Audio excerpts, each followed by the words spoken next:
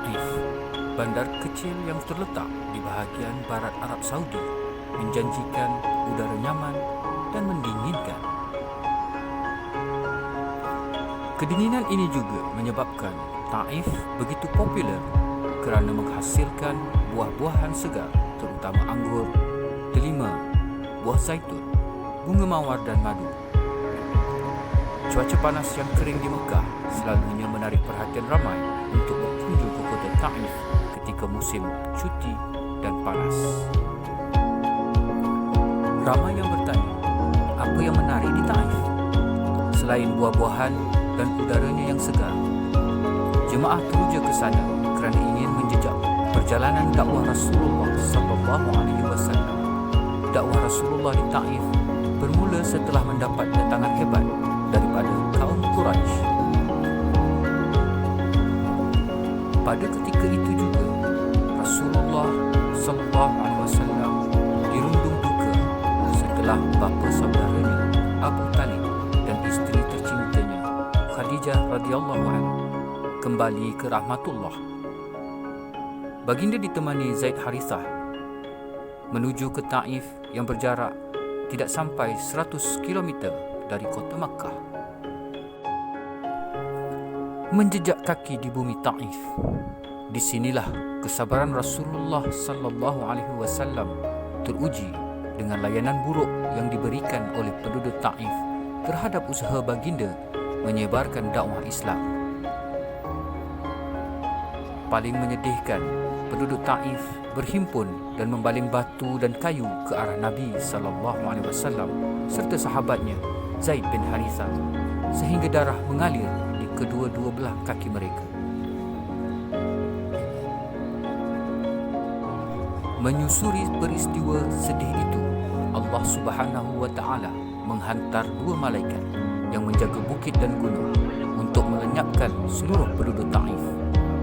Namun baginda sallallahu alaihi wasallam tetap bersabar dan tidak mahu untuk berbuat demikian.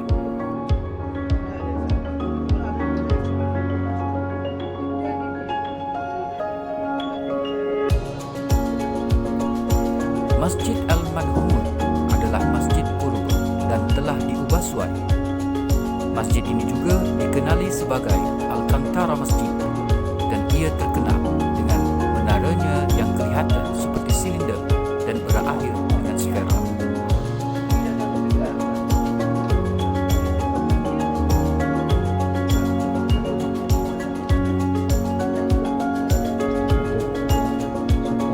Kami bertolak ke lokasi yang mencatat perjalanan dakwah Rasulullah dan seterusnya.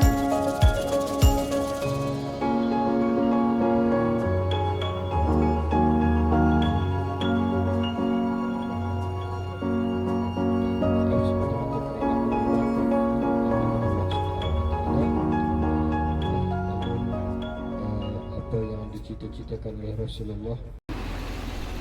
Lokasi ziarah yang seterusnya iaitu Masjid Al-Qawm atau Masjid Siku.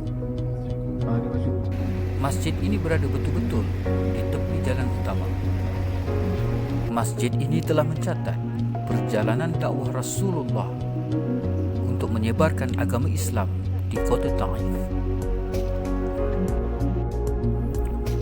Nama Masjid Qub sesungguhnya hanya penanda berupa bangunan kecil berbatu bata sangat sederhana. Di dalamnya ada ruangan-ruangan kecil yang boleh digunakan untuk melakukan solat untuk beberapa orang.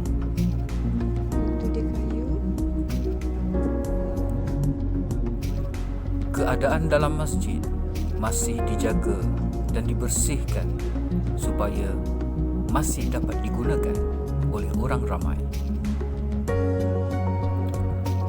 Masjid yang terletak di kaki sebuah bukit yang dipercayai sebagai tempat Nabi sallallahu alaihi wasallam beristirahat saat ke Taif kedua kalinya. Masjid ini merupakan tempat Rasulullah berlindung ketika melarikan diri bila dikejar oleh Bani Thaqif.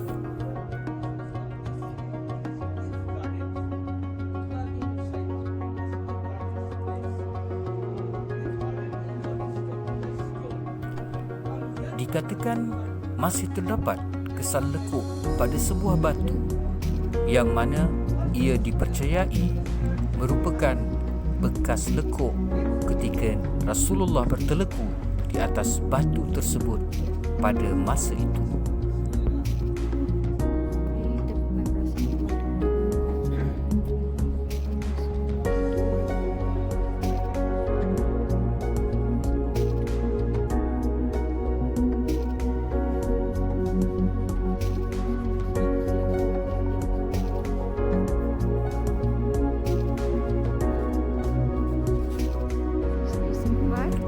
Alhamdulillah, itulah serba sedikit cerita perjalanan dakwah Rasulullah di kota Taif.